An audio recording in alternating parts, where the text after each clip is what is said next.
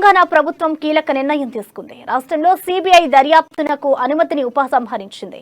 రాష్ట్రంలో ఏ కేసులోనైనా దర్యాప్తు చేసుకునేలా గతంలో సిబిఐకి ఇచ్చిన అనుమతిని రాష్ట్ర ప్రభుత్వం వెనక్కి తీసుకుంది. అందుకు సంబంధించి ఆగస్టు 30న జీవో 51ను ప్రభుత్వం జారీ చేసింది.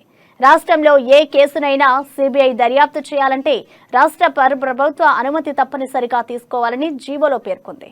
ఇటీవల చోటు చేసుకున్న పరిణామాల నేపథ్యంలో సిబిఐ కేసులు పెట్టే అవకాశం ఉందన్న ప్రచారం జరుగుతున్న నేపథ్యంలో ప్రభుత్వం 2 నెలల క్రితమే ఈ కీలక నిర్ణయం తీసుకున్నట్లు తెలుస్తోంది.